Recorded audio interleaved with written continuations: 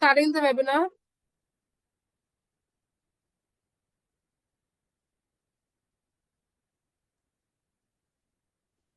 Hi, good evening everyone. Welcome to Q3 FY26 earnings call of Delhivery Limited hosted by Ambit Capital.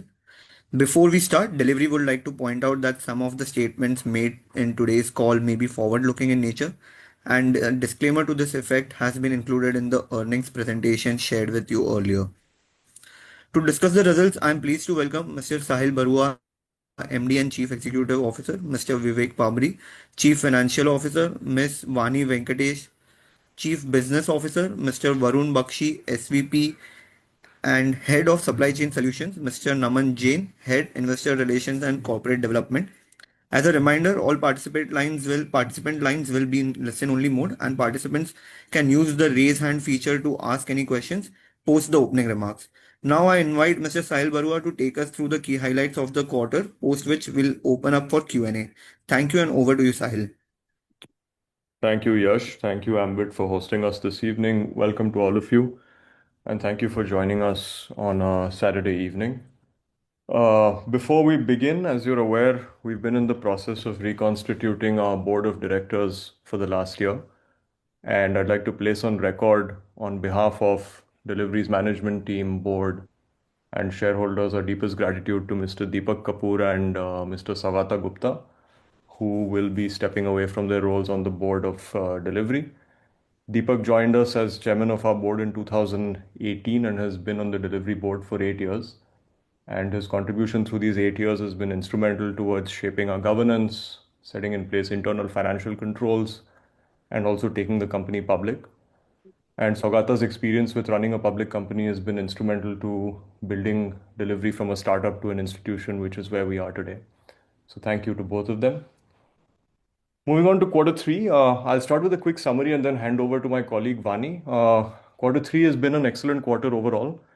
The quick summary of it is that we saw record volumes across our transportation businesses and significant improvements in profitability. Overall revenue from services grew 18% YOY to nearly 2,800 crores. Quarter three profits, which Vani will talk about in more detail, came in at nearly as much as we did in the entire financial year 25. And I'm very pleased to note that in the 9 months of fiscal 26 so far, we've reached a milestone of crossing over 1,000 crores in service EBITDA profits.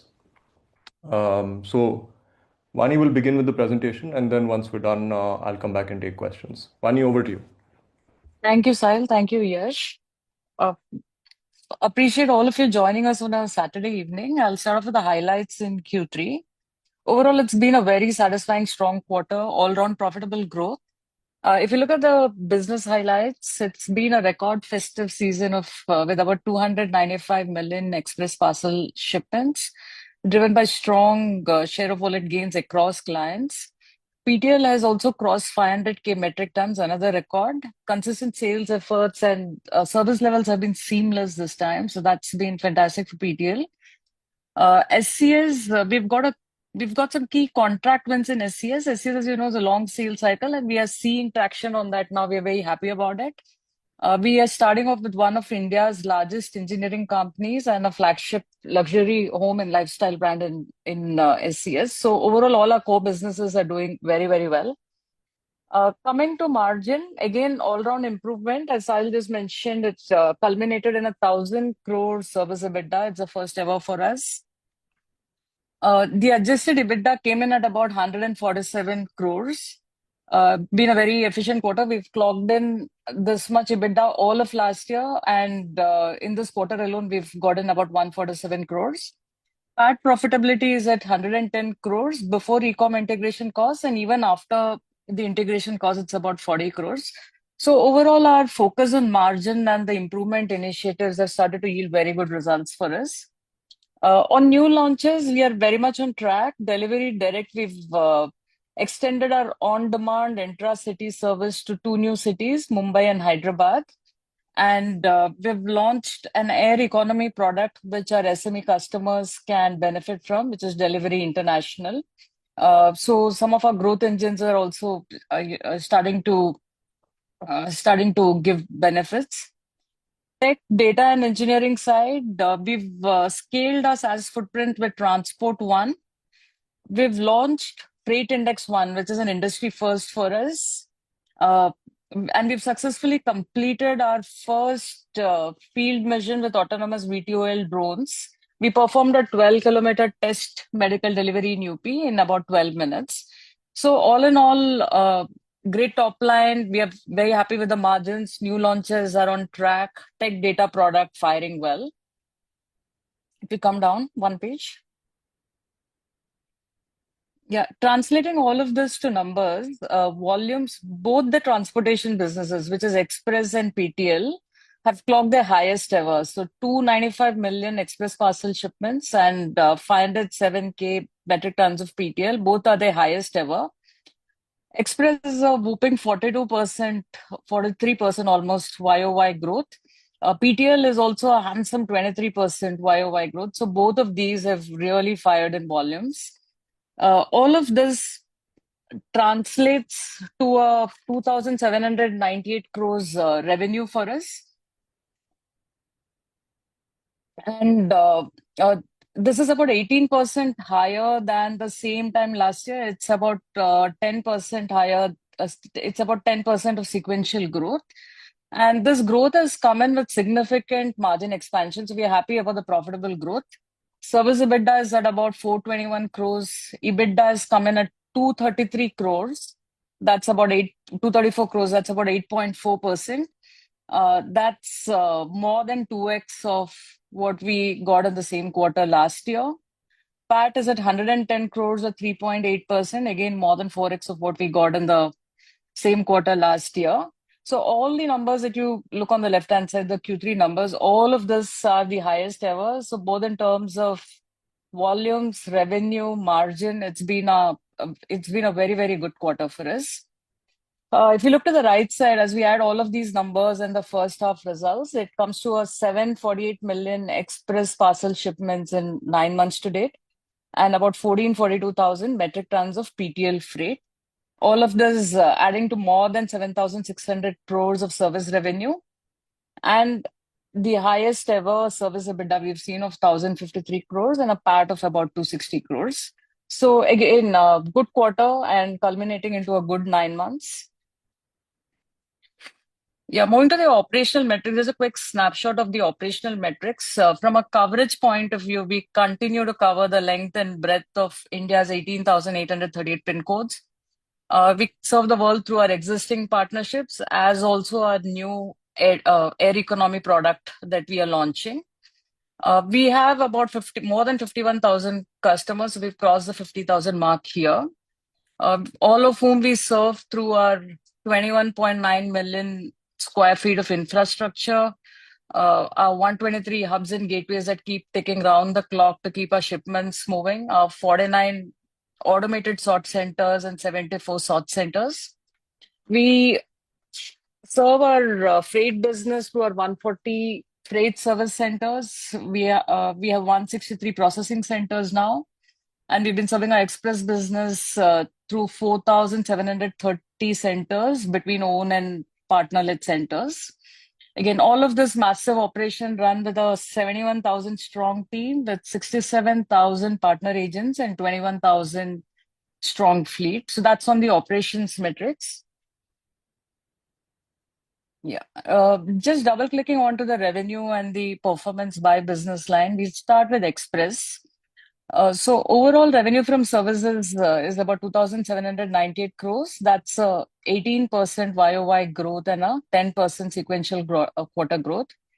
2/3 of this is from Express, as you can see, and that's about 1,839 crores of revenue from Express.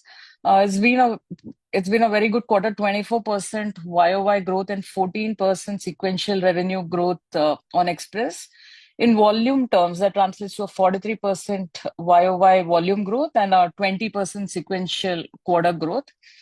The great part of Express is while October's been the festive peak, we've actually sustained the high volumes well beyond. So November and December have also been very good months for us. And all segments have fired. So D2C, SME, channel partners across the board, all segments have fired extremely well, and they've fired in a very profitable way. So Express seems going good and is very, very well set for the coming quarters. Coming to PTL, again, 21% of revenue from PTL. Revenue growth is at 25% YOY. Volume growth is at 23% YOY. So revenue growth surpasses volume growth, which is indicative of the continued yield improvement efforts of the team. The PTL team has also invested in Salesforce and continues to invest in sales personnel to reach cities that we were not directly reaching earlier. So in the last quarter, as well as in the upcoming quarter, we see a fair amount of potential in terms of continuing the growth trajectory and the profitable growth trajectory on PTL. I'll move to supply chain services next. Revenue has been maintained at 170 crores, 171 crores in supply chain services. As we had shared last time, relative to last year, we took an informed call to exit some of the unprofitable portfolios here. So we exited a mother warehouse for quick commerce. There was some seasonality in electronics and durables and so on.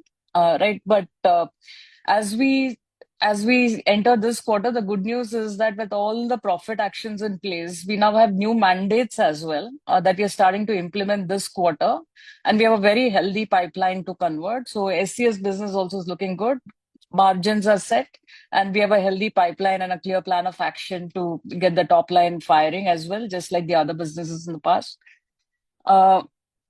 Coming to cross-border services revenue, we clocked in about 33 crores of cross-border services revenue. If we can come down.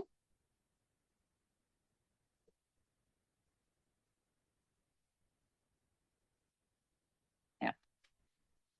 On the profitability side, I'll call your attention to the highlighted box. Total service EBITDA is at about 421 crores, which is a 15.1%, which translates to about 15.1%. In transportation, we've maintained that we want to get to a 16 to 18% goal. You'll see that in Express, we've gotten to a 18.1%, and in PTL, we've expanded our margins to about 11%. So all in all, the transport margin overall crossed the 16% mark at about 16.4%. This is a good 3.6% over the same time last year. Again, if you look at SCS, it's been a massive improvement. Same time last year was 2.1%, and we've moved it to about 13% now. So a bunch of disciplined measures, foundation very well set to scale now. When we pull all of this together, it's 1,000 crore service EBITDA for the first time. Express is comfortably at the range of 16 to 18%. PTL is in good double digits and diligently marching to the 16+% goal that we spoke about. Overall, corporate overheads came in at about 9.1%, and we invested 20 crores in our new businesses, notably Delhi, Hyderabad for our intra-city services and expansion of rapid stores. And all of this led to an adjusted EBITDA of about 14 crores this quarter. As I mentioned earlier, this is almost the same amount as all of last year in just this quarter. And PAT comes in at about 110 crores. So all in all, it's been a very, very profitable growth quarter. If we move down one page. Yeah, so in summary, we've prudently focused on profitable growth. PAT and PAT expansion speaks the story. If you look at the trend for the last 3 years, from about -3%, -2.9% 2 years back, we've moved to 1.7%, and now in the 9 months ending, we are at about 3.3%. All in all, it's been a quarter of several firsts for us. We are very satisfied with the volumes, with the revenue, with the margins on transportation. Well set for profitable growth in SCS. We are very well geared for the future, both in terms of the plans that we have on Salesforce expansion and the other investments to grow both the core businesses as well as new businesses. We've disciplined in investments in new businesses and comfortable in working capital and cash reserves. So with this, we are looking forward to growing on this momentum and taking this forward. This is a brief, at least overview we wanted to share before opening it up for any questions. Sahil, if you would like to round up, you could. Yeah. Yeah, so thanks, Vani. So as summarized, everyone, I think a very satisfactory quarter overall. I think ahead of even our expectations to some extent. Largely driven by sort of extremely high quality service throughout this period. As you've seen in quarters in the past, in the peak period, sometimes when the express volumes and the heavy volumes are significantly higher, we have previously tended to have, somewhat shaky service levels on the part truckload freight side. So a lot of work has gone in from a technology and product standpoint, which we've spoken about in the shareholder letter as well. Sort of revamping our systems, bringing in more automation. And a lot of this is really cutting edge technology for logistics globally and certainly in India. And I think what you're seeing is really the results of that. The second, I've been speaking about on multiple analyst calls, of course, is also the expansion of our sales teams to new geographies. And I think what we're seeing in terms of growth in PTL specifically is also, sort of early signs of that strategy paying off. And the sales team is still being built up. And I think we'll sort of be, fully built out by the time we're hitting quarter one of the next financial year. So, very exciting quarter, great base for quarter four. Bear in mind, quarter four is the high watermark quarter usually for PTL. So it's another busy quarter for us. And, it's an excellent base for fiscal 27. So, very proud of our results, very proud of the team. And, happy to take questions.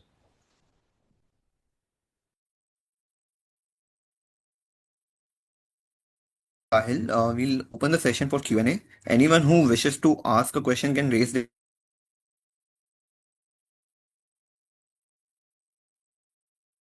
The first question is from the line of Sachin. Sachin, if you could just also speak about your organization name. Thanks.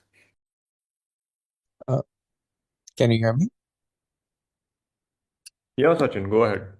Hey, hi, this is Sachin Salgaonkar from Bank of America. Silent team, congrats on great set of numbers. I have three questions. First question is on your margins for express parcel. Clearly, it's already at 18%, and your outlook suggests volumes are expected to increase. There's a lot of investment going into technology, and I understand the total transport margin guidance of 16 to 18%. But specifically from an express point of view, any color you could go in terms of how high this margin could go from a steady state point of view? And let me know sure if I should say the other two questions at one Yeah, go yeah, only. Sachin. Why don't you go ahead with all three and then I'll answer them together. Got it. Second question is on the pricing power in the express industry. Clearly, express consolidation is done. We do understand some of the smaller players appear to be struggling into the market. So do want to understand, where we are from a pricing point of view, and should we continue to see an yield increase in the market going ahead? And a related question is also the outlook for 2026. Yesterday, an e-commerce entity in their con call did mention that their outsourcing mix is changing. Clearly, you guys are one of the bigger beneficiaries out of it. So, would love to understand, how that adds into the industry outlook for 3PL industry and specifically for your market share going ahead. And last question is, how long should we see investments into new services like rapid commerce? And any number you could give in terms of the kind of investments you guys are looking to make out here? Thank you. Thanks, Sachin. Let me try and get to all of them one by one. In terms of margins for the express business, I think we're at about whatever 18.2, 18.3% for quarter three. Now, this has come without actually any increases in any significant or meaningful increases in yield. So a lot of this has just come from as volumes have gone up, sort of higher utilization of the network.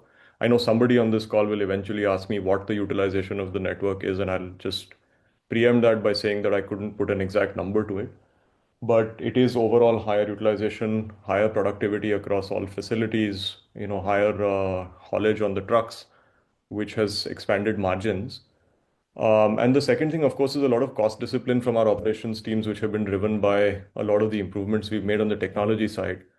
To give you one example of how technology makes a difference, one of the features that one of our senior product leaders had released earlier before we hit quarter three was something that seems quite innocuous. It's as simple as sort of figuring out how to auto dock, trucks at all of our facilities. Now, it's a complex mathematical problem, but the impact it has is, something like 20 minutes to 30 minutes per truck that shows up. But when you're transacting, thousands of trucks across the entire network, you're saving several man hours of time.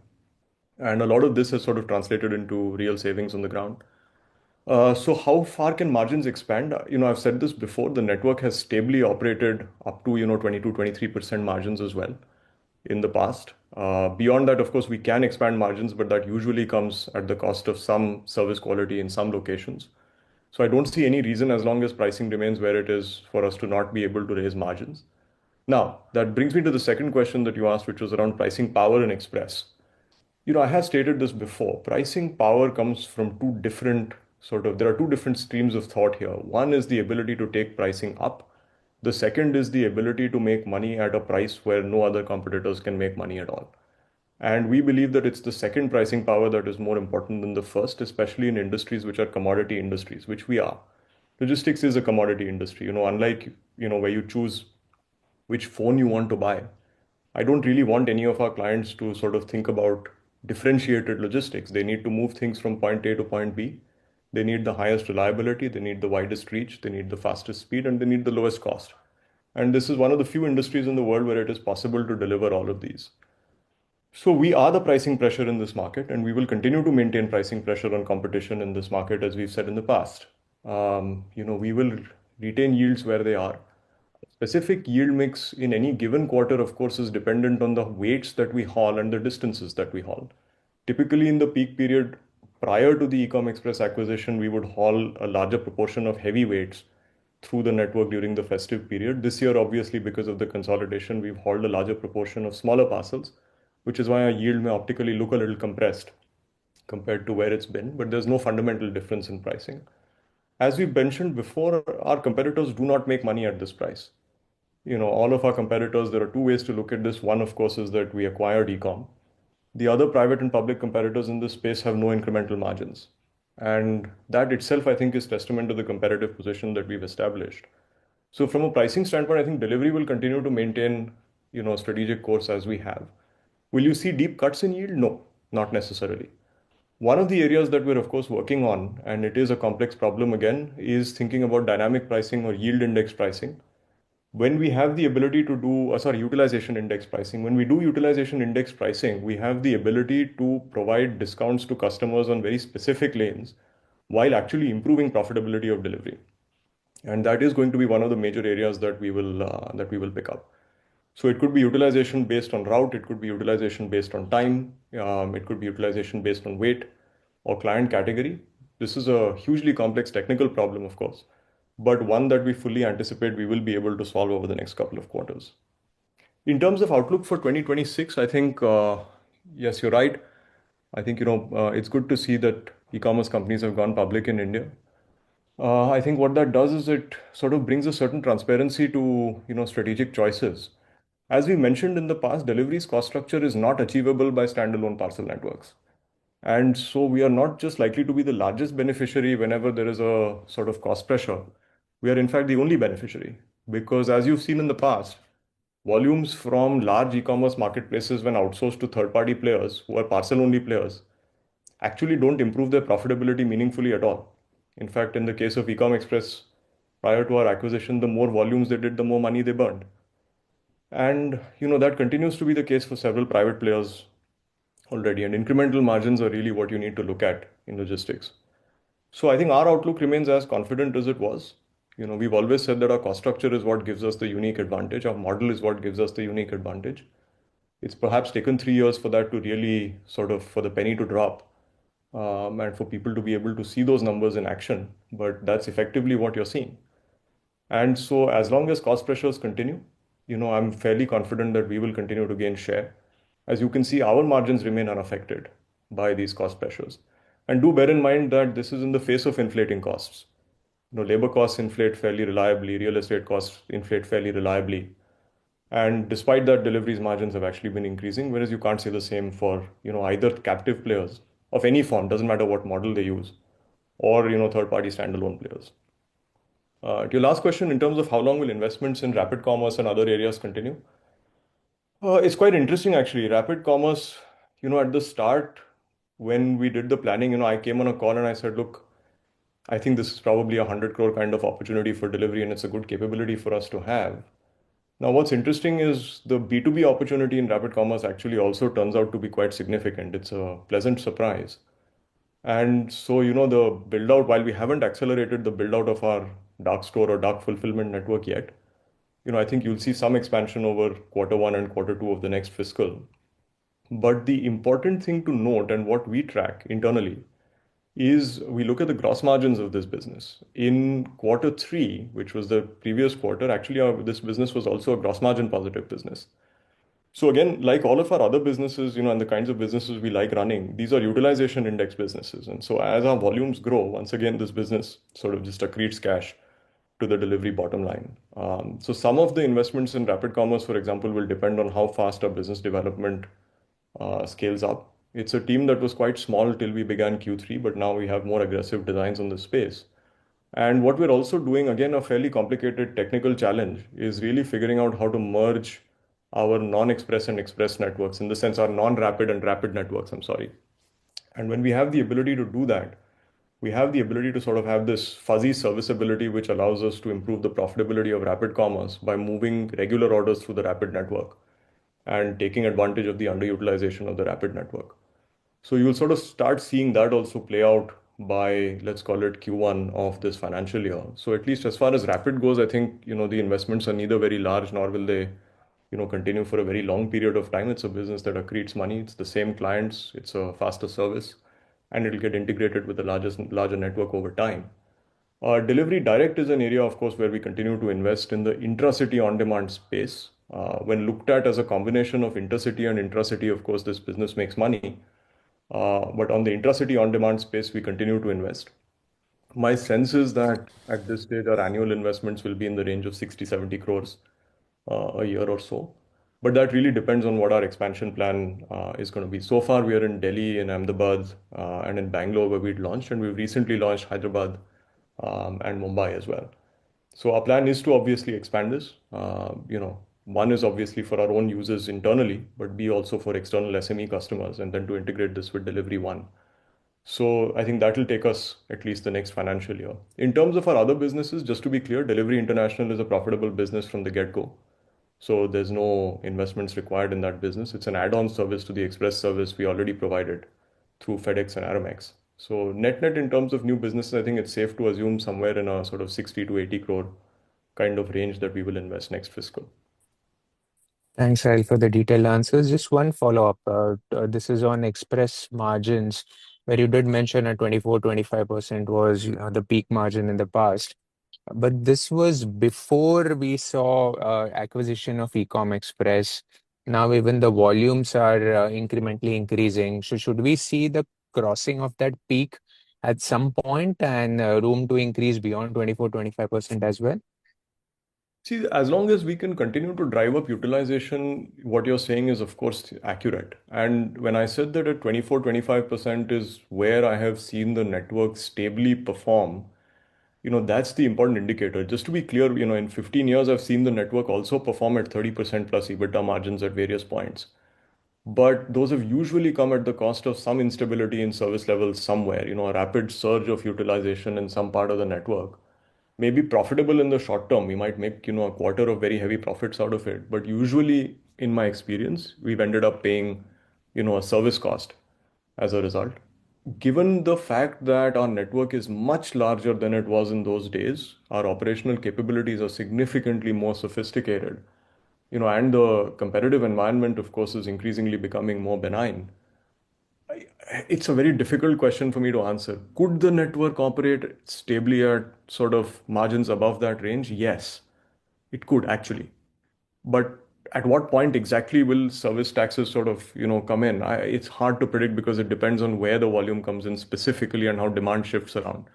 So I'd suggest let's just play it by the year. Can the network perform at 22, 23, 24% margins? Absolutely. We don't intend to drop price. Utilization should go up. Dynamic pricing may bring our yields down optically, but our profitability will remain intact. Outside of that, can we go beyond that? I think let's see. We're already, as express networks go, we're a fairly profitable express network. So, maybe we'll see a couple of quarters down the line. Thanks, Sahil, and all the best. Thank you. Thanks, Sachin. I'll again request participants to limit their questions to two, and in case of any follow-ups, please rejoin the queue. The next question is from the line of Sachin Dixit. Sachin, please, could you also mention the organization name?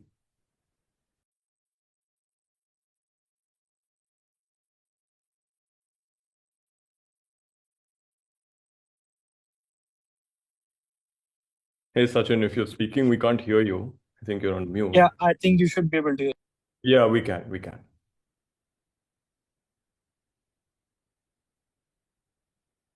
Hey, Sachin, you'll have to unmute yourself again. Oh, I hope you can hear me again. Yes, now I can. Yeah, sure. So my first question is on basically some of the sustainability of numbers delivered this quarter, right? So because one of your largest customer did allude that they had some issues with their own captive logistics arm, and they expect recovery there.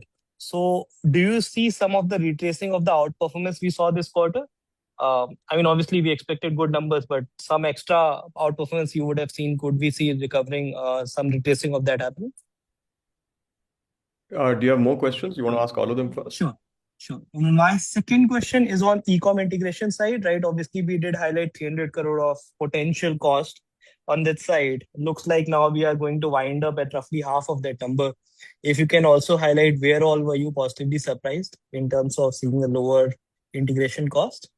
On the third question is on supply chain services. Now, this business, we have seen you onboarding clients, some of them, they are marquee clients as well. But if you look at growth for this business, it's mostly flat, even if you look on Q3 FY24 numbers. So do we finally see that the bottoming out has happened and we have a sustainable path to growth in this business? I do understand EBITDA margins have been improved, but on the top line side as well, if you can give some strength to whether the sustenance is there. Absolutely. Great questions here. Let me start with sustainability of numbers of this quarter. Look, I have said this many, many, many times over the years. Our margins are sustainable. They do not depend on variations in volume, right? You can go back from the day that we went public to today. We have maintained that express margins will remain in the 16 to 18% range. We've been at the lower ends of that range when we were doing 57 million packages a month. We are at the upper end of that range or beyond it a little bit when we are doing nearly 100 million shipments a month. And yields, of course, over a 3-year period have compressed a little bit. So I think what we are always concerned about, and this is linked also to the third question on SCS, and my primary focus has always been, and we have stated this, has been that we have to generate profits. At the end of the day, discounting-led growth in logistics or low-cost growth in logistics is suicidal, as you've seen by the industry getting consolidated towards us and by other players struggling in terms of whether it's incremental margins or being able to raise capital. So I think that's the more important question around sustainability, if you ask me. Now let's come to the matter of growth. As I've mentioned in the past, Delhivery's advantage is in its cost structure and its model. It is not in a tactical decision to price lower for any given quarter. Now, individual companies may change their outsourcing strategies in any given quarter. Right? Sometimes they do more, sometimes they do less. But if you look at the long arc of time, and here I mean long arc as even maybe 3 years, we've had captives declaring publicly that they are profitable only to post 2,000 crore losses when they file their results. So there's no truth to any of this. And so the question is merely how long will people continue to sustain losses in the logistics entities? And I don't believe that there's an infinite lifetime for that. The good news is for us, there is an infinite lifetime for a profitable logistics company, which we are. And so I'm not very worried about things from a sustainability standpoint. The other question worth asking actually is not to Delhivery, but to the e-commerce companies themselves, right? Which is if your own logistics failed to perform at the time when you needed it the most, why do you run it?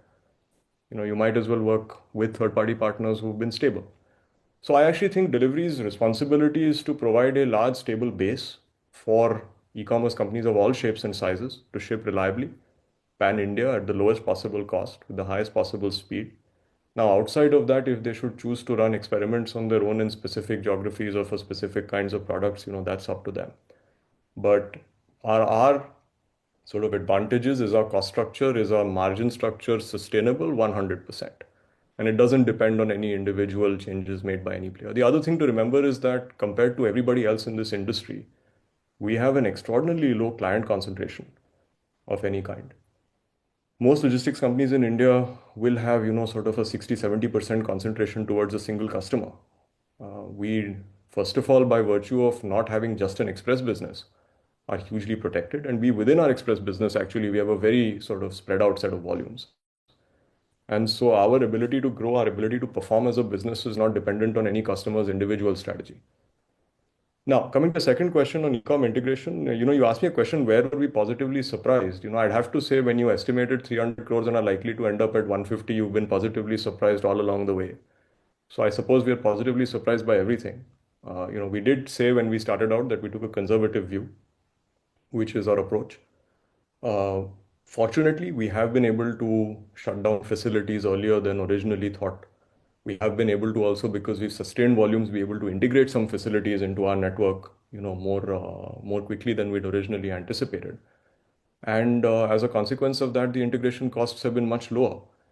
I think we learned from our spot-on integration, which wasn't something that went to plan. And this time, we had a very, very sharp integration plan and a full integration team working on this. And, they've done a fantastic job and it reflects that. So it's not a question of being a positive surprise alone. I think it is down to extremely disciplined execution. To your third question on supply chain services, you're right. While we have been onboarding clients, growth has been flat. Again, as I've mentioned, there's no point driving fast if you don't know where you're going. And in our case, the clear steer to the team was that earnings over growth. And as you can see, we've gone from 2.1% margin to 13% in this quarter. And that was something that was strategically very important to us. There's no point us, sort of accelerating warehousing space and accelerating, client onboarding while not making enough money to justify being in the business. I think where we are today is again with a far more secure base than we had at the same time last year. There are some industries that we've learned, perhaps the hard way, that we shouldn't be participants in. Quick commerce, obviously, being one of them. Doing mother warehousing for quick commerce is, unfortunately, for logistics companies, seems to be a loss-making proposition. Took us some time to exit that, and there's some natural seasonality as well.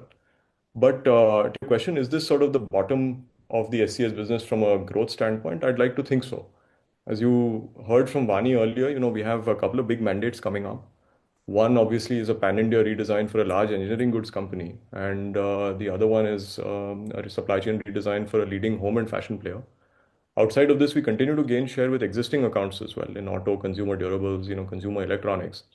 And interestingly, one of the big growth drivers here has also been e-commerce, where again our sort of big network advantages and ability to cut down cost have been moving, more and more e-commerce companies are moving fulfillment towards us as well. So yes, I do think this is perhaps sort of the low end of supply chain services from a growth standpoint. But again, more importantly, I think the focus has to be on the margins. Perfect. Thanks for the detailed answer, Sahil, and all the best. Thank you. Thank you, Sachin. The next question is from the line of Vijit Jain. Vijit, could you please unmute yourself and also mention the organization name? Yeah, hi. Can you hear me? Absolutely, Vijay. Please go ahead. Yeah, hi. Hi, Sahil. Congratulations on a great set of numbers. This is Vijay Jain from Citi. My first question is, you know, now you're in a high. Hey, Vijay, sorry, I lost you just as you started your question. If you don't mind, could you please repeat? Yeah, sure. So what I was saying is, you said in the letter that you're currently in a high growth operating environment, and you've kind of raised guidance on CapEx in the near term. So my question is the comment on CapEx also towards mid-mile infrastructure, specifically in e-commerce?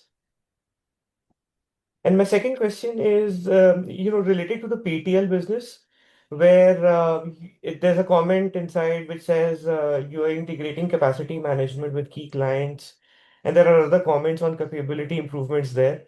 Should we expect meaningful wallet share gains with existing customers here as well? And in general, how would you split your revenue growth in PTL between new and existing customers? Sure. Great questions again. Thanks. Just before I answer both questions, that integrating of capacity management actually was on the e-commerce side, not so much on the PTL side, because e-commerce I is where see. you have significantly higher volatility in daily demand. So that's sort of where the technical systems play a fairly large role. But anyway, coming back to questions. High growth operating environment, we haven't raised our guidance on CapEx in the sense that we expect to spend more as a percentage of revenue than we have in the past, just to be very clear. We continue to expect that CapEx will decline down to the sort of, 4% to 4.3, 4.4% of revenue over the not so very sort of medium term, perhaps maybe even 7, 8 quarters out, 10 quarters out, we should be starting to hit those kinds of ranges. All we're saying is that there may be certain CapEx investments that, depending on volume growth, where we had anticipated that we might do them, for example, in Q2 of fiscal 27, we might end up doing some in Q1, and some from Q1 may get pulled in, a little bit into Q4. Just to be clear, this will not be related largely to, for example, sortation equipment, CapEx, and so on. There will be obviously some sorters which will need to be added. Those, fortunately, we were part of the acquisition of Ecom Express. So there's a certain amount of OpEx involved with just moving them to a new location and installing them, but it's not very significant. And in the mid-mile facilities, e-commerce growth doesn't really compute, in terms of tonnage handled. So if you think about it, let's say we handle, call it 3 million shipments a day. An average shipment weight is whatever, let's call it 700 grams. So effectively, you're hauling 21,000 tons of freight. 2,100 tons of freight, which in the large scheme of things is not very significant. When you look at it, we're doing, call it 6,000 tons of freight on PTL. So really, the mid-mile capex gets determined by PTL as opposed to anything to do with e-commerce. There'll be some minor sortation capex here and there, but nothing very much large overall. In terms of PTL and heavies, there will be some amount of capex. Again, this will not be in terms of sort of the infrastructure that you're thinking. So this is not necessarily in terms of sort of more large scale mega gateways. We already have 5 mega gateways which are live. There may be a sixth in Noida, which we're evaluating, but it's not anytime sort of soon at this point in time. So nothing to sort of, guide towards on that front. Where it will be is there are two big changes happening sort of that we're seeing from a mid-mile standpoint. One is our truck form factors are changing again. Two things are happening. One is the fuel form is changing. So we have had experiments with LNG, and that's done very well for us. So in fact, it's sort of in our network, what we've seen is that it tends to be at par or slightly cheaper than diesel vehicles. So we continue to induct LNG vehicles into our fleet, especially as we're retiring some of the older vehicles. And the second thing is that we will continue to add tractor trains in certain parts of our network, which essentially allow us to haul, an additional container compared to the single container that we're hauling. We're live on a couple of routes already, and we continue to get approval from time to time. So it's largely vehicle-related capex that will come in, but again, it's not significant enough that it'll alter our capex trajectory as a percentage of revenue at all. Now, in terms of the PTL business, there's significant capability improvements here overall. One is, the PTL business has benefited hugely from the capacity management being integrated with e-commerce customers. It's a very, I'm going to be a little geeky over here. It's a very complex network problem to be able to identify, what the capacity of a node is, what expected load patterns of that node are going to look like over, sort of a short period of time. And then basis what you're seeing getting manifested in real time, diverting that load into different parts of the network. So it's quite interesting in a way where today you might deliver, a refrigerator from location A, and because you anticipate that 3 days from now, location A is not going to have the capacity that it had today, you kind of divert that load away to an underutilized node, which is node B. Now, where this becomes complex is optimizing the network in real time is very hard. But the advantage of this when you optimize loads away from, sort of heavily utilized locations is that PTL service levels go up as a consequence and become more reliable. And so that's the biggest capability that we're building. It's a non-trivially sort of, it's a very, very difficult problem to solve, and one that we're starting to see huge benefits of. So they're integrating there are certain investments we're making on the agentic side, for example, to improve, performance on document management, which is important in PTL. The second is around appointment management and delivery on time. These are all pretty new capabilities that we're also experimenting with. The early results are good. So, PTL volumes, therefore, I think will improve as service quality gets better. Now, just quickly in terms of new client growth versus existing client growth, we've grown revenue terms is whatever 25% a year, and volume I think is whatever 23% a year or something like that. Now that kind of growth only comes when you have very significant growth both from a new client standpoint and from a existing client standpoint. See, the economy is not growing at 23%, so obviously our existing client base is not growing, not contributed all of the 23%. My sense is share of wallet gain plus, sort of to some extent, organic client growth would have contributed a little over half of the total growth that we've seen, and the rest of it would have come from new client acquisition. But we anticipate that new client acquisition actually is going to accelerate in this quarter and beyond because our sales teams that we have been building for the last, 4 or 5 months are now on the ground, fully trained, and we are now in, I think, whatever, about 60 odd locations compared to, maybe 6 big locations that we were in 2 quarters ago. Right. So I'll just a follow up on that capacity management comment with e-commerce. So does that mean that you have better predictability into loads that you're going to see much better than what you would have seen before, and that informs what you said about the PTL business? It does not improve forecasting, it improves our ability to deal with volatility in forecasts. So Got it. just to be clear, it does not in any way enable us to forecast what our volumes will look like. Long ago, we, gave up the ghost of trying to forecast any better. In any case, forecast accuracy in all industries is terrible. Logistics is really no different. And in fact, if anything, by sheer law of numbers, the problem is the smaller the node, the higher the volatility, right? The volatility at a DC level is higher than the volatility at a city level is sort of higher than the volatility at a state level is higher than the volatility at a national level. I can pretty confidently tell you that, we'll do, making this up, whatever, 95 million shipments in January. But if you ask me to tell you exactly how many shipments I was going to do in Sector 44, that would be a significantly harder problem. So forecast accuracy obviously is not something that improves with this system. What improves is the ability of the systems in real time, which is the hard part, to understand where our capacities are and to divert loads away or to block loads from coming in at bad time. So that's sort of what the system is doing. Got it. Thank you so much. Those are my questions. Thank you, Vijit. Requesting participants to limit to 2 questions and rejoin the queue in case of follow-ups. Next question is from the line of Gaurav Rateria. Gaurav, will you unmute yourself and mention the organization name?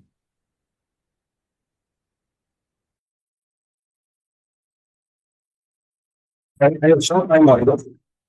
Yes, Gaurav, please go ahead.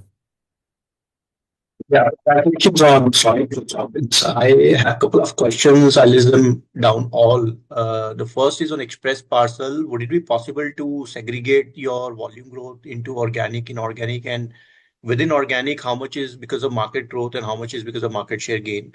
My second question is on the bridge for PTL margins from 11% to 16 to 18 range.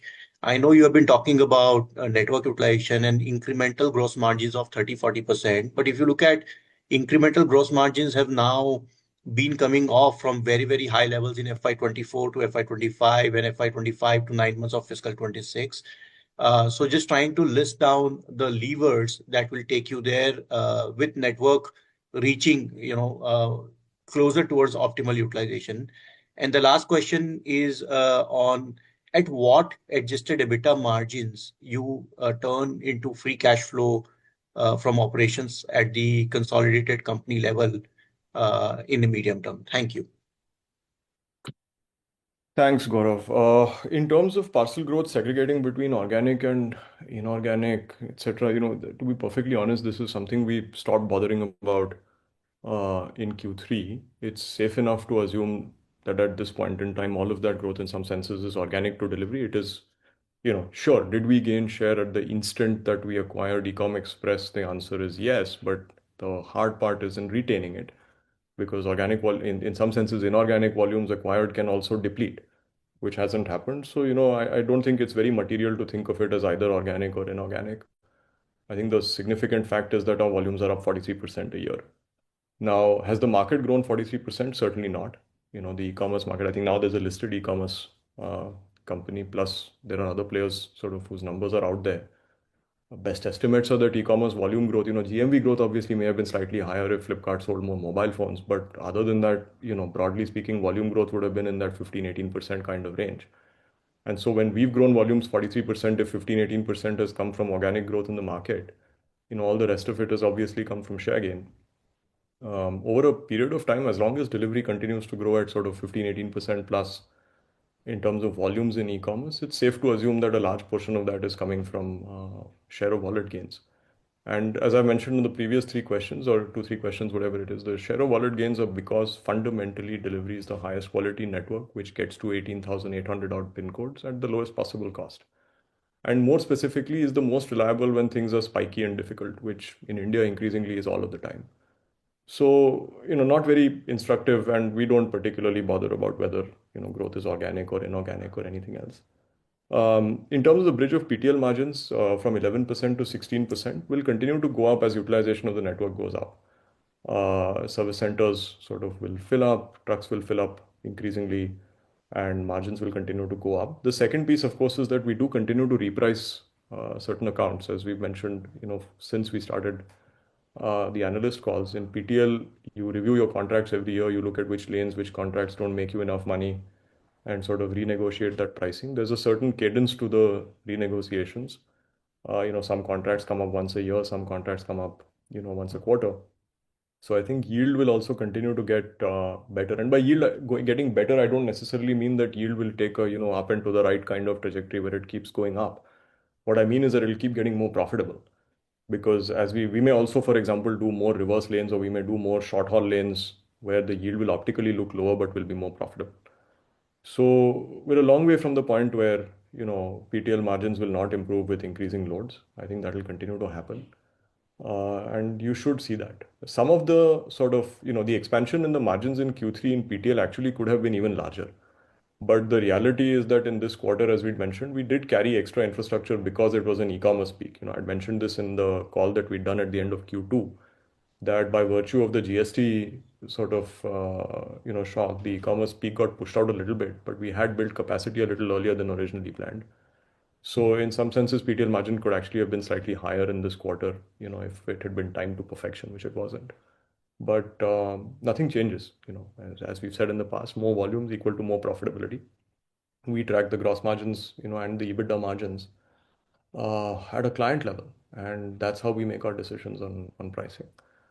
In terms of adjusted EBITDA and when we turn FCF positive, I think, Vivek, do you want to come in? You'd be best placed to answer this question. Yeah, Gaurav, it'll be at about 6%. We will be free cash flow break even. The math is simple.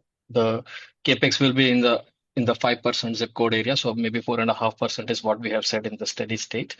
Our working capital is already down to 15 days, so that would roughly mean that about 1% of working capital for a 15 to 20% kind of a revenue growth rate. So that 5 plus 1 is broadly the 6%, and at 6% adjusted EBITDA, we would be free cash flow break even.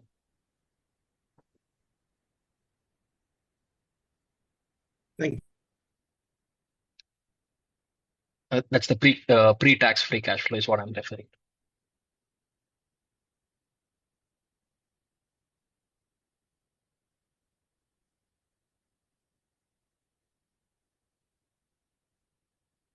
Okay, I think next question is from the line of Krupa Shankar. Krupa Shankar, could you please unmute yourself?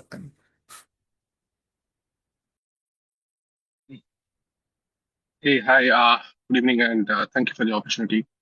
Great set of results. So my first question would be on the PTL part. Just wanted to get a sense that while I do appreciate that you're adding a lot of sales team to drive volume growth, just wanted to get a sense if are you adding any ancillary further services in the PTL network which can further improve the network utilization and flywheel? Basically, in the CY26, are you looking to add more services to the existing network? And the second question would be on the supply chain piece. Now, historically, we have observed that the supply chain segment has a cap on the margins, and typically, because of the nature of contracts, you are not able to go beyond that threshold. So is there any number like what you mentioned on the transportation business of 16 to 18% service EBITDA? Is there such a number for supply chain business as well? Thanks. Sorry, before I answer question number one, when you say that historically you have seen that supply chain services contracts have a cap, are you referring to delivery or is this experience based on some No, other no, company? based on industry. Based on industry. Who do you define as the industry? The existing contract logistics companies in the ecosystem, we have typically seen that their reported EBITDA margins range between 5 to 10%, and typically it is quite difficult to break that threshold given the fact that the mix of transportation is also quite high, and the contracts are negotiated quite stringently. So something on those lines probably was what I was referring to. Understood. Well, I think you have a definitional problem. There's a reason we don't call our business contract logistics and we call it supply chain services. Because they're fundamentally different. We are not a manpower outsourcing vendor where a client comes to us and says, here's a piece of land that we have a warehouse on. We'll put our supervisor here and our warehouse management system and our racks. You provide us the manpower who does the picking and packing operation, and we'll pay you 4% for that. So we're not in that business overall. I know there are other players who are in that business, and they obviously, some of them come from legacy, operations where they have a parent which required that service. So, whether it's Mahindra Logistics or TVS or whoever it is, ultimately remember that their supply chain services businesses come out of having a captive which provides a large amount of business to them and has no incentive to pay them full margins. Delivery does not provide that service in any part to any client. We only take on mandates where it is a fundamental supply chain redesign. And in fact, it is now proven, and we've shown this to our clients, that by not doing contract logistics and by allowing us to determine the infrastructure and transportation mix requirements that they have for their specific problems, we save them money compared to a contract logistics player. We service the auto industry, including players who, for example, have previously been serviced by the 4% margin players that you're talking about, and delivery has come out cheaper and more profitable. So our approach to SCS is going to be no different. I don't know what the cap on SCS margins is. We have accounts which, for example, deliver 30% plus EBITDA as well. Obviously, our dog accounts were things like, quick commerce where we lost money rather than making any. And we occasionally run into clients where service quality is not a priority for them and they're effectively looking for a contract logistics solution in the guise of a supply chain services, discussion, largely because they want to seem like they're having a forward-looking discussion while sort of sticking to the past. But we don't participate in those kinds of RFQs any longer, and that's sort of what we've been shedding. So is there a cap? No, I don't think so. Will margins continue to improve? We're already at 13%. We are nowhere near the full potential margins of this business. What will they be exactly? I'm not really sure. It depends on how much inefficiency we can strip out of various people's supply chains. So far the benefits that we have been bringing to our customers are the benefits of scale. Obviously, there are the inherent benefits of our warehouse management system, which allow us to run more productive, under the roof operations. The integration with our transportation network, which allows us to deliver a faster service and also to take certain advantage of underutilization in some parts of our network, specifically with respect to time. But outside of that, we haven't even gotten to the more exciting parts of delivering value to industry, which is really, for example, cutting inventory holding. Only some of our most long-term customers have started engaging on that discussion, which is where we start saving them not just operating expenses, but also taking, inventory off their balance sheets and saying you can run a much leaner operation. So we will get there. But please don't confuse us with a contract logistics business. It's sort of apples and oranges. Now, coming back to your question on PTL, are we adding ancillary services to the PTL network? I'll just start, and maybe, my colleague Varun is on the call. Maybe he can step in for a couple of minutes. But I think, first of all, just the pure express PTL business. One of the things that's happening in the industry is clients want as fast as possible, part truck freight delivery services as they can get. There's no customer who says, yes, I'd like slower freight. And so there's a general move towards express. The second is there's a general move towards organized players where, and we've discussed this in the past, for a variety of different reasons related to quality, related to the ability to serve pan-India, the ability to serve on a directly served network and so on. And there are really, strictly speaking, only, two very large high quality PTL players in India, which are Safe Express and Delhivery. And so in some senses, we don't really need to offer ancillary services to continue to grow or to improve network utilization. That said, I think I know what direction you're going in. which is, are we also going to do non-express part truck, which does continue to exist as a service at this point in time? There are certain services, for example, like hub-to-hub delivery, which VRL does a fairly large amount of, as opposed to sort of door-to-door. Are we going to do some of those? Maybe Varun is the right person to come in and sort of briefly talk about this. Yeah, thanks, Sahil. Couple of things. So first of all, so the additional services could be as Sahil said, it could be hub to hub. It could actually be air as well, air PTL as well. There is something which goes by air PTL, which do we have capability? Yes, to start immediately. But as will we be starting? Uh, yes, sometime in near future. Again, yes. So that's a short answer. Hub to hub. Again, we know the industry. We know the customers. Can we start? We can start almost immediately. But these are so again there is so much to do with the current setup, with the current set of people in the express PTL industry, where we are seeing a lot of traction going to every customer we approach. That that we will take this up, but at the right time. So in near future, yes, but probably not. It's not tomorrow morning.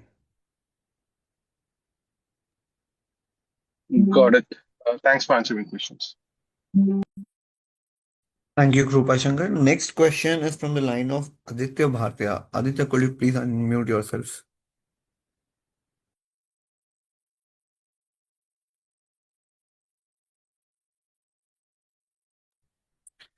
Hi, Aditya.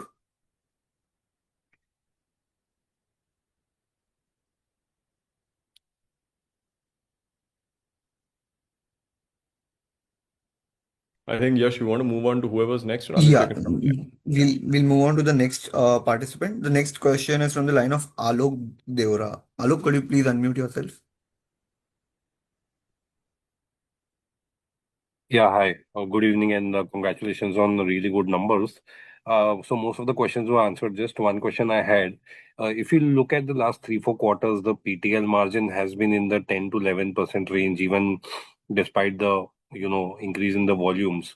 So when we were doing around 450 KT, the margins had reached around 11%, and even at 500 KT, we are at around that number. So, just going by the trend, is it like a hurdle to, generate incremental margins now, or it would be increasingly difficult to generate more margins now? I just wanted some color on that. Yeah, that's a good question, Alok. So, quick answer is no, it will not be hard to generate incremental margins. I'll take a slightly circuitous route to answer this question. One is we look at the EBITDA margins of clients at an account level, and then sort of take appropriate either pricing actions or decide, what to do from a contracting standpoint.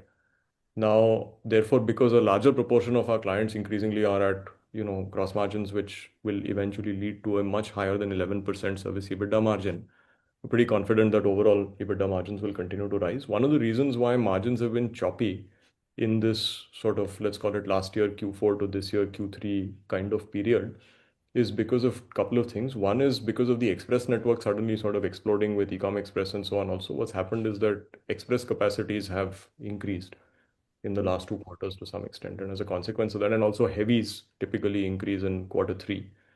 As I'd mentioned on the previous question, also, or the one before that, in quarter 3, were we not carrying excess infrastructure to some extent for the express business? Some of which was just timed earlier than it should have been as a consequence of sort of GST and sales getting pushed out and so on. PTL margins normatively actually would have been a little higher than the 11% that you're seeing over here. So there's no particular reason that I can see for us to worry about whether PTL margins can expand past the 11%. Of course, there are still some accounts where we need to redo pricing. That percentage obviously today is much smaller than it was when the PTL business was, break even or loss making. But there are still a few accounts where we do need to renegotiate and we need to sort of expand, pricing. And the other is obviously there continue to still be some underutilized lanes that we have across the country. So to give you just one example, because of the way our routing works. One example is that loads from Kanpur going back into North India, typically those trucks tend to be emptier than trucks going the other way. So we need to generate more loads coming out of UP. As a consequence of that, we've expanded teams in UP. Our sales team has been significantly expanded.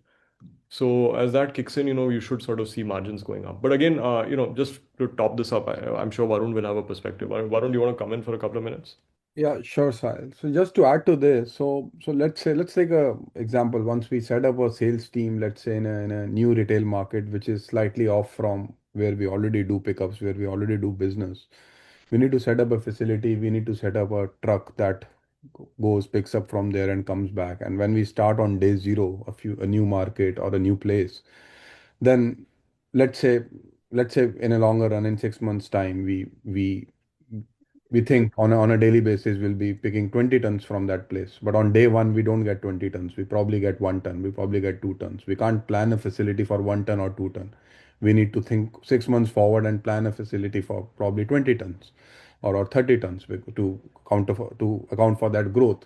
So when you go to new places, when you go deeper into the country, you plan for capacities which are slightly forward in nature rather than just suiting that 1 ton on that day. So as these things get better utilized, again, profitability would go up. I think that was one point which I wanted to add. Sure. Thank you so much. Just a one follow-up question on PTL only. So we have seen quite a phenomenal growth, especially in 3Q. Also, we saw pretty robust volumes, which was, I believe, much better than your expectation as well. So was it also related to some sort of an increase because of the GST rate cut, where we saw some kind of a, volume getting shifted from 2Q to 3Q, and now the run rate would kind of stabilize at around 17 to 18%. Just that would be my last question. Thanks. Yeah, Uh, so I'll take that side. yeah, go ahead. Yeah. So was there some extra tailwind because of the GST action by the government? Probably yes.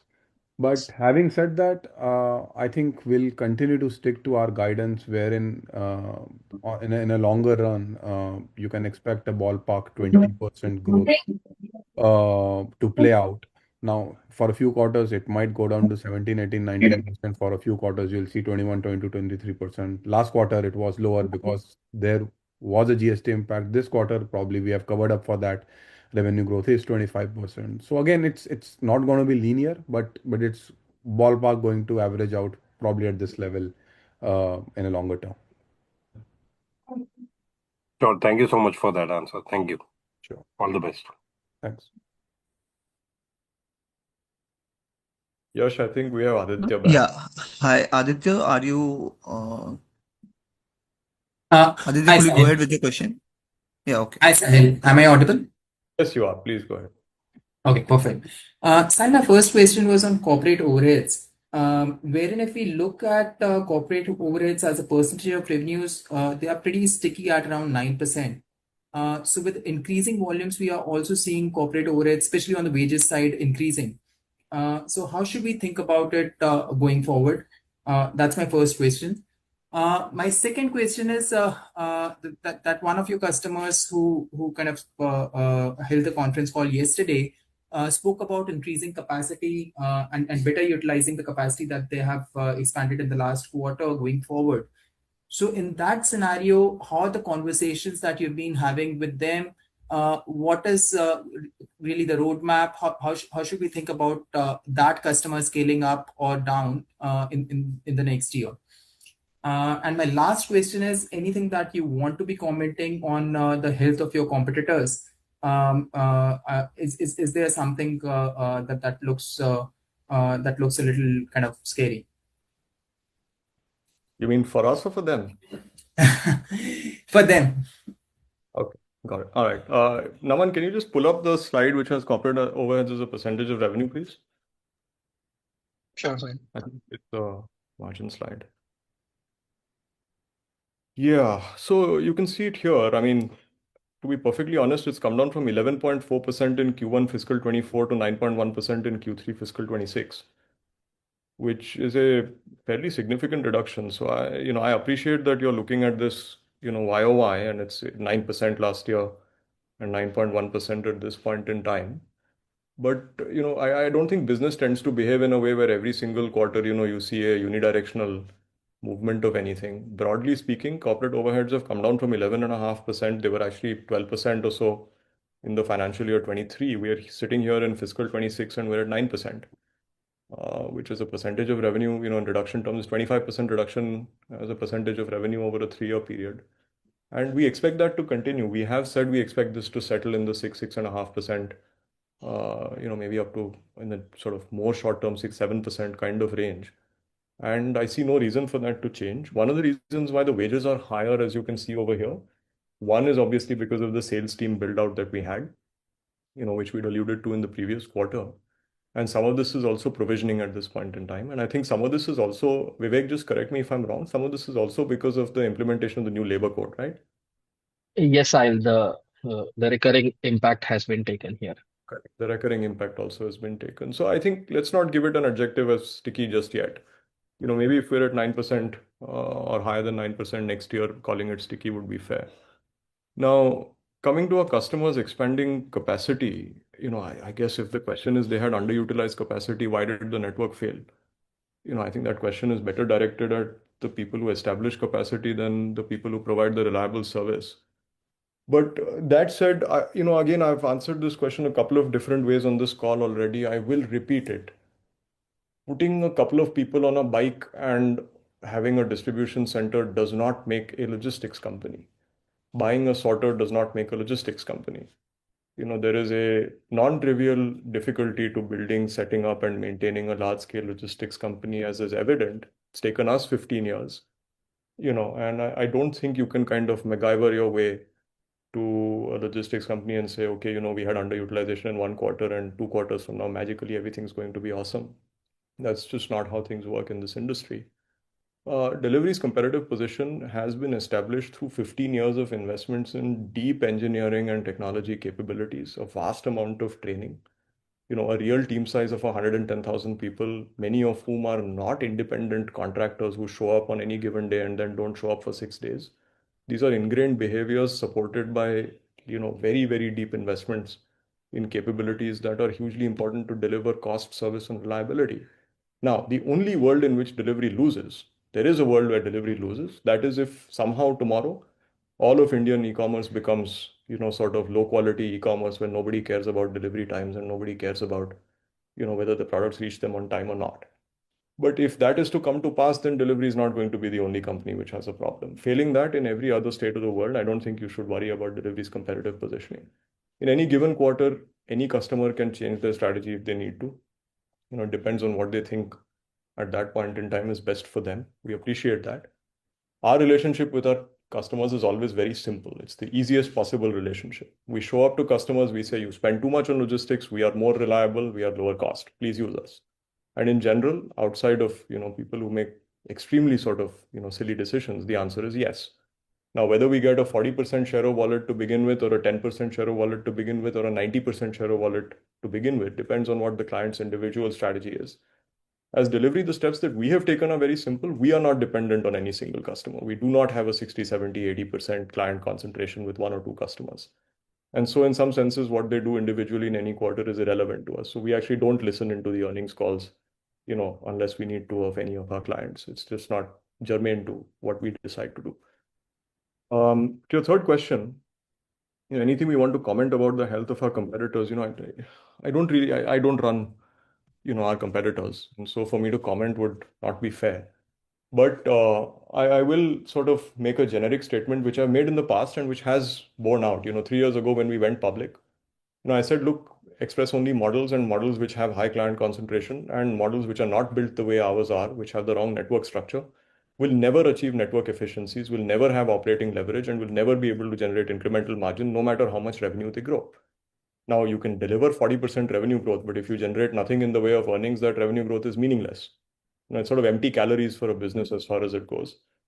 So I guess I would be not like, let me put it this way. If I was running a business which had no fundamental underlying network, advantages, whose advantages were built largely on having people, which is essentially everybody seems to in India for some reason talk about how last mile capacity is very important and how they all have riders at the last mile. That's the easiest, problem in the world.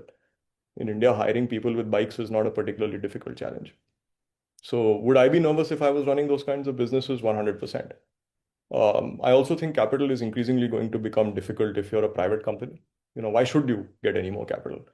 After 10, 15 years of running a business, if at the end of the day you got nothing to show for it, there's no reason for the business to persist. And I think the public markets will also ask tough questions of all logistics companies, including delivery, like you're doing right now, asking me, how our profitability is going to persist and expand and sustain. So I think capital is going to be difficult to come by. I think service levels are going to get increasingly difficult to manage because the environment we operate in has become more challenging. There's more volatility in volumes. The climate is more difficult to deal with. Regulations are changing across the country. And outside of that, costs are also escalating. We are very glad to hear that the Indian government has finally woken up and decided to have, a labor code for gig workforce, which places certain compliance burdens on everybody in this industry that for the longest time, delivery was one of the few players bearing. So I think from here on, the logistics world gets even more complex. I think the space for error has shrunk dramatically. I think the private equity strategy of sort of saying we don't mind funding the number four player in this space because somebody has got to be number four is also going to eventually die. Once upon a time, there were 10 telecom companies in India and there aren't anymore. And I think the same thing is going to play out in logistics. Sure, that's very helpful. Thanks, Sahil. Thanks, Aditya. The next question is from Ankita Shah. Ankita, could you please unmute yourself?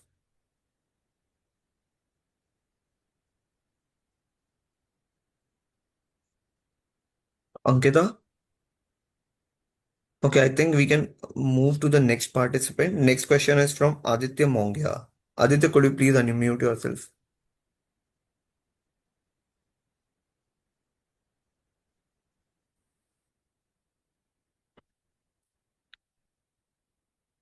Okay, next participant. Next question is from Abhishek Banerjee.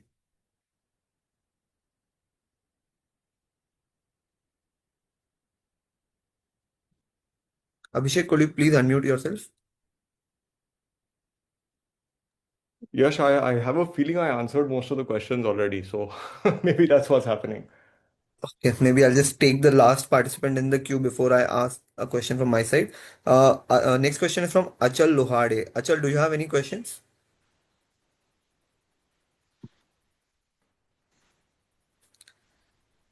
Okay, I think most of the questions are answered. So I'll just Yeah, one hi, question hi. from Can my you side, hear me? Sahil. Achal is here. Okay. Yes, Achal. Yeah, thank you for the opportunity. Sorry, I think you answered quite a bit. Just couple of bookkeeping questions. The first is, if I just to look at the realization and the EBITDA per shipment for express parcel business, we see that with the e-com express consolidation, the realization and the cost has also come off. Right. So just wanted to check, in terms of the yield, as in the realization and the cost per shipment, is the 3Q number the new normal, or is there a very large seasonality at play?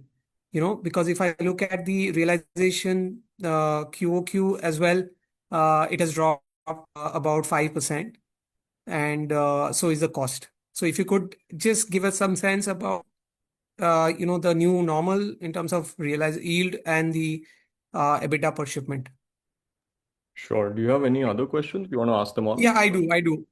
The second is, you did mention a couple of times about the extra cost, in the entire network build-up, which impacted PTL margins. Is it possible to quantify, was that a 40, 50 basis point, or was that 100 basis point plus kind of impact?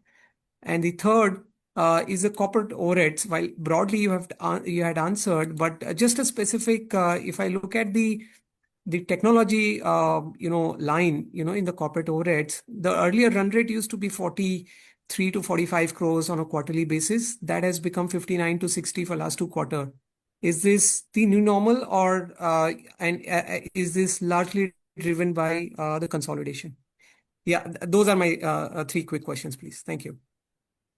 Got it. On yield, just very quickly, there is no new normal or old normal. The yield in any given quarter is dependent on the mix of volumes that we carry, which is dependent on the client mix, which is dependent on the weights of packages that we are hauling, the distances that we are hauling them, whether they are COD or prepaid consignments, what their return rate is, and what category they belong to. Now, in the Diwali peak quarter, actually over the last 2 quarters, obviously since our acquisition of Ecom Express, our relative share of small parcel as opposed to heavy parcel has gone up, which is why optically it looks like the yield has come down. But again, as I'd mentioned, the margin percentage that we expect, and effectively, I mean, if you could boil down the return on capital on every shipment that we expect, therefore, is constant, or rather, let me put it that way, has a minimum floor that we have to cross. And so, in some senses, the normality that we look for is in the margin and not the yield. In any given quarter, anything could happen. As an example, let's say for whatever reason, there's a bumper sale of juicer, mixer, grinders in this quarter or whatever, some ACs or something, yield might go up. But is that going to be a new normal in Express? It's very hard to say.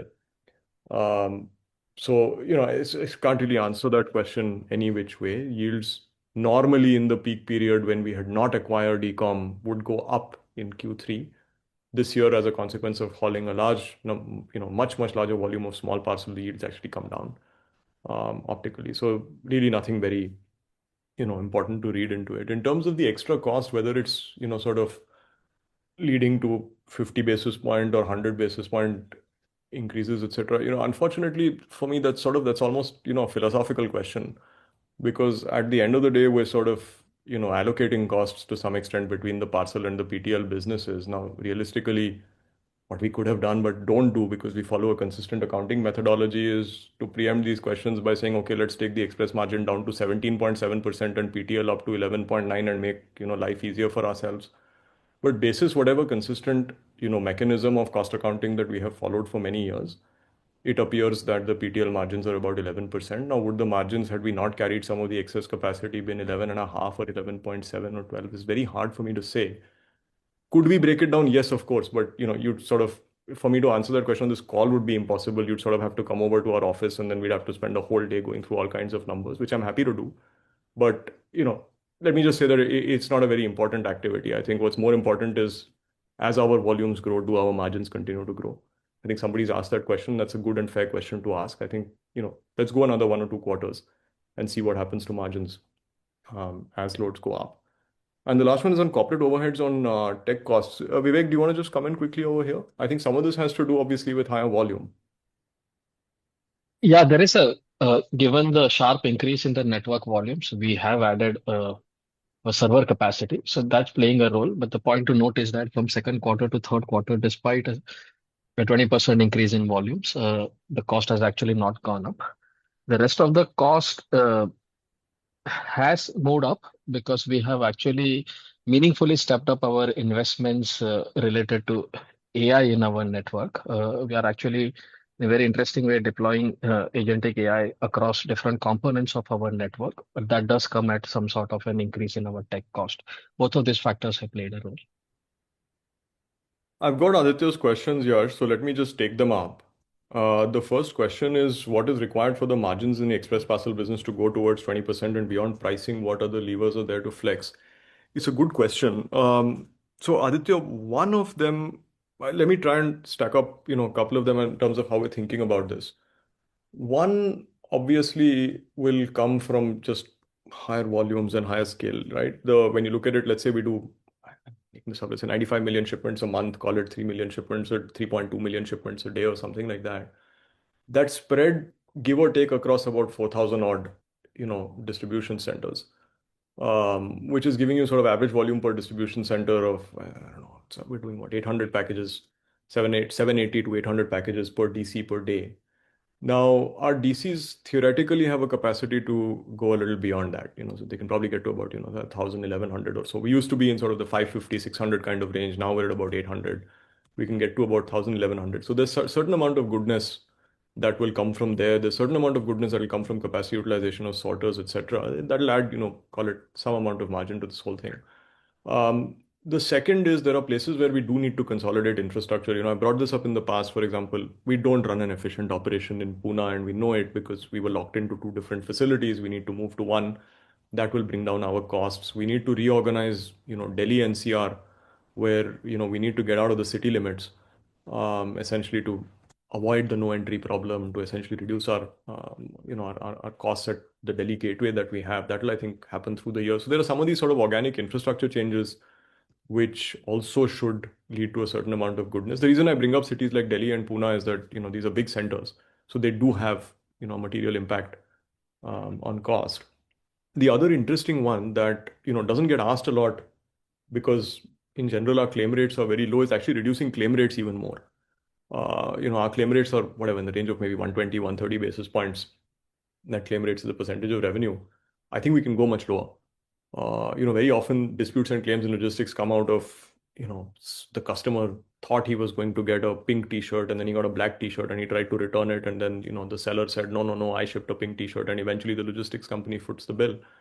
You'll see this on the P&Ls of every logistics company. Now, typical claim rates in the industry can be pretty high. Ours are generally quite low to begin with because sort of our data products enable us to keep them low, but I think we can get lower. I do think there's probably, 30, 40 basis points that we can eke out of claims as well.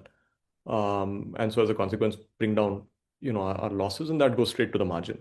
So there are these maybe 3-4 different steps that inch the margin up from, wherever with 18.2, 18.3% that we're at towards the 20%. And the other, of course, is not pricing related per se, but I feel like when you look at the heavy market, while we have a large share from the large organized, marketplaces in some senses, I still feel there's a pretty large market out there that is shipping heavy, in various sort of unstructured ways.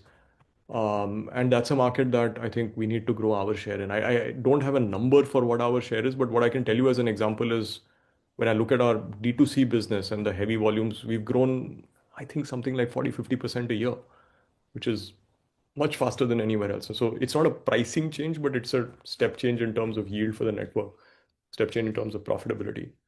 And then, of course, there's pricing. But on pricing, as I mentioned, dynamic pricing is what we're really going to try and shoot for. But outside of, the cost side, I'm fairly certain about. I do think we can grow our, the percentage of our business from D2C heavies and so on.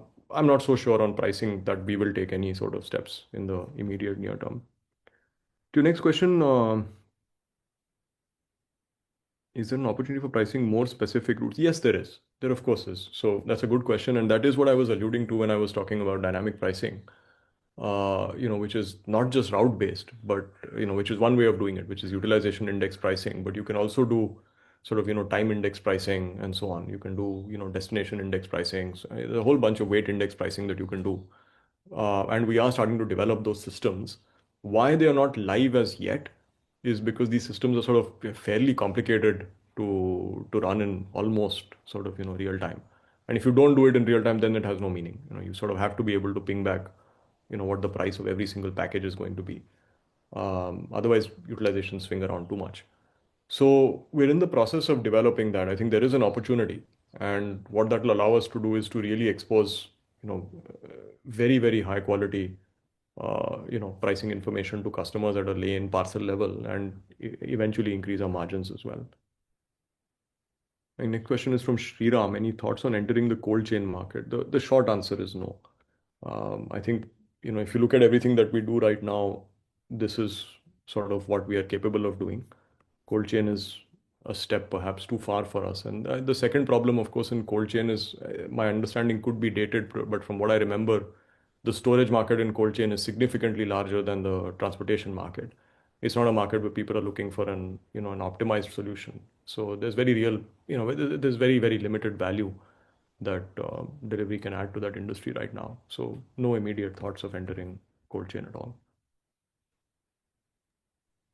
Thanks, Sorry, Sahil. yes, you had the last question. Oh, sorry, I believe Naman's just pinged me on the side saying Abhishek from ICICI has a question. Yes. Abhishek, could you please unmute yourself? Yeah. Hi. Can you hear me now? Yes, please go ahead. Sahil, first of all, congratulations to the team for hitting the ball out of the park. Extremely, happy to see this kind of performance. A few questions from me. So, given we are now delivering in margins, right? Now would be a good time to kind of start thinking about what kind of an ROIC profile do we envisage for ourselves at a steady state. Any thoughts around that? Sure. Do you have any more questions that you want to just sort of front load? Yes. So then one more is you've spoken about 15 to 20% volume growth for express parcel. Now, does that basically assume that insourcing remains at current levels, or do you think it can go up again? Also, what is now the outlook on the overall integration costs? Also, so some of the assets that you had acquired from e-commerce express, orders, etc., which would help in lowering capex outflow. So why are we, in the letter, seem like we are guiding that it could go up a little bit from here? So if you could, give some color around that. And finally, any concrete plans on acquiring express goods? So what's the last question? Any plans on acquiring express goods? Well, Abhishek, if I told you, I'd have to kill you. But no, I mean, look, I don't know. Let's leave that one aside for the moment. Um, some of the assets acquired from ecom would help in lowering. They will lower the capex outflow. Just to be very clear, as I'd spoken about, the express capex we do not anticipate is going to be significant at all. The ecom express sorters will get deployed across our network. In fact, some of them are already deployed across our network, and some others will also go live over the course of the next couple of quarters. So express capex will not be significant. In fact, even for PTL, we don't really anticipate a very large amount of, facility capex. There are some facilities that we need to relocate. Those will happen, but nothing that's, sort of wildly out of course for the business. The only reason we've raised our capex and just again to be very, very specific and clear, we have not raised capex guidance as a percentage of revenue. We continue to believe that capex will get down to the levels that we'd spoken about. We're not saying that we're going to go from 5% of revenue to 6% of revenue next year. That's not going to happen. All that we're saying is that the decline that you might expect to see may be sort of a little slower than you might expect otherwise, largely because we might have to build out some vehicular capex a little earlier than we would have done otherwise in anticipation of higher volumes, and that will largely be linked to LNG trucks or to tractor trains. That's about it. But there is no sharp deviation that you should expect from a capex standpoint at all. Capex as a percentage of revenue is not going to go up. So just be very, very clear about cap.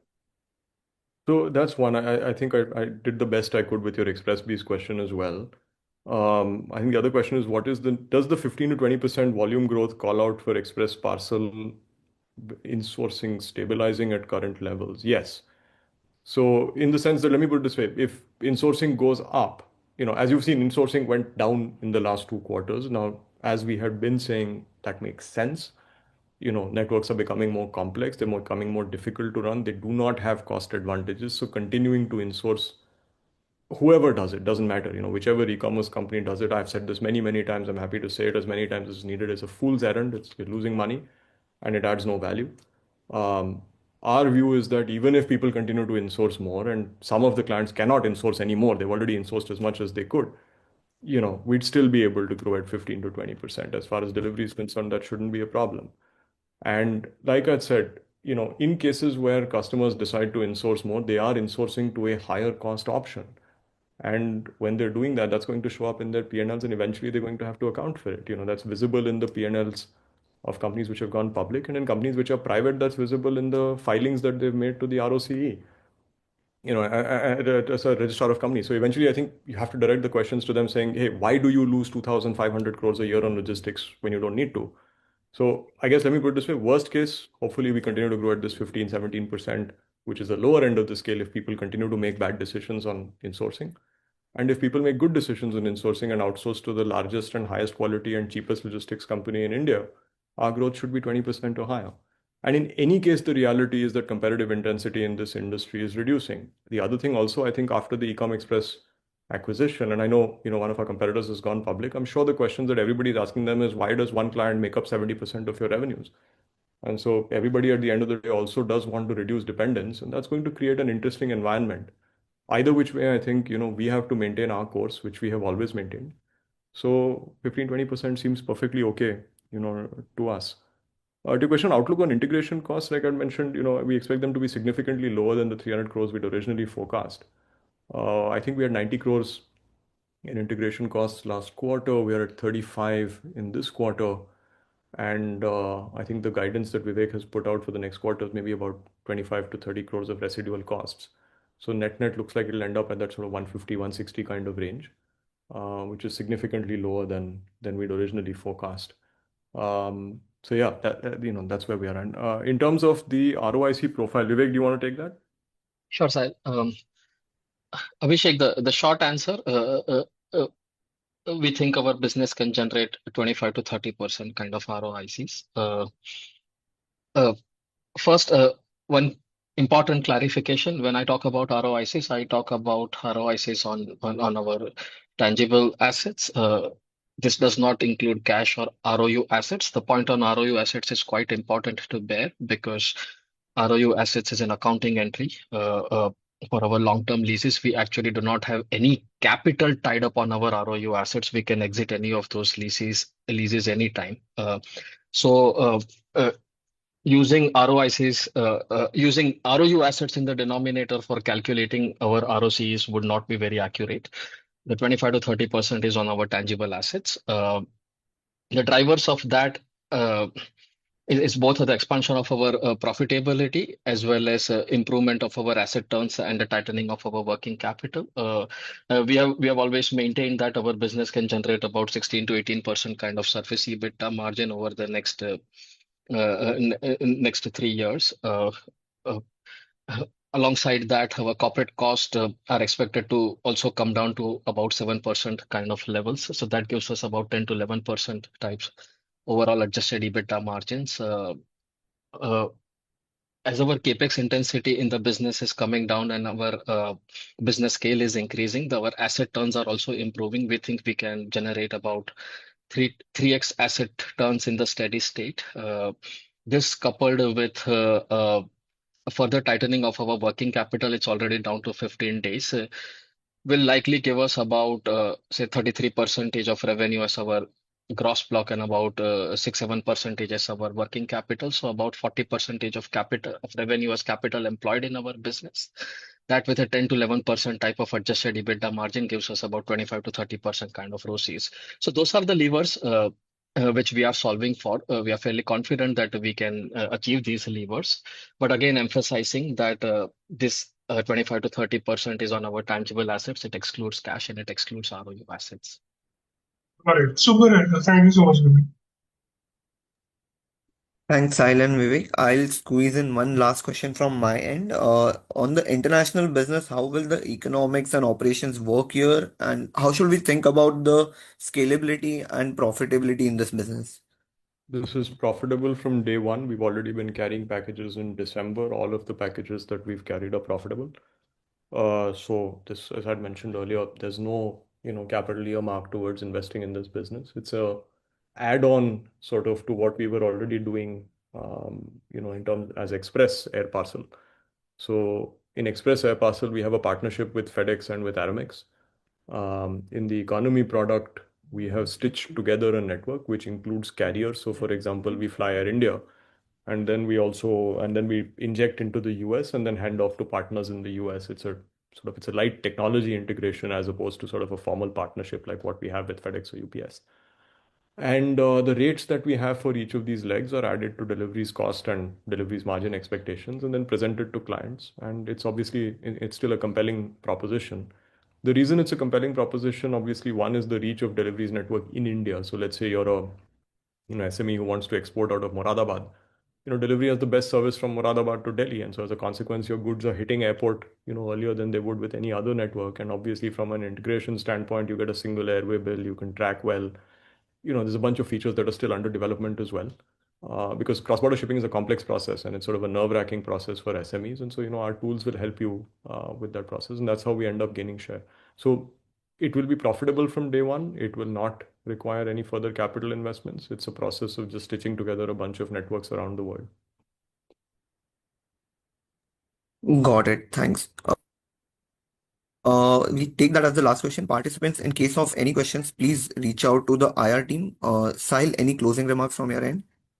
First of all, just thank you, Yash. Thank you, Ambit, for hosting us this evening. Thank you to all of you who've joined and, stayed with us all the way through. There's about 180 odd participants. I know it's 7:30 in India on a Saturday. So really appreciate you staying with us. I think broad summary, it's a very satisfactory quarter. I think what you're seeing over the last couple of quarters is really the culmination of, steps that have been taken over many, many years. There have been times when obviously there have been questions about Delhivery's long-term strategy and what we're sticking to. I will reiterate that once our strategy is to be the lowest cost, highest reliability, highest quality logistics company with the widest range of services across the widest network in India. And as long as we continue to do that, I think Delhivery's competitive positioning is secure, irrespective of what happens to the market in the short term or the medium term. And that's sort of what you're seeing play out. We will continue to invest in these areas. We will continue to invest in reducing cost of logistics. We will continue to invest in improving service quality, and maintaining and recruiting a high quality team. That's the cornerstone of what we do. And hopefully, like you've seen in the last couple of quarters, you'll see this continue to play out. So very satisfactory quarter. I think sets us up well for Q4, but more importantly for fiscal 27. And look forward to seeing you all at our next earnings call. So thank you very much. Thanks, Sahil. Thanks, everyone. All of you may log off now. Thank you, everyone. If you found this video helpful, please like, share, and subscribe to Concall India for latest upcoming Concall.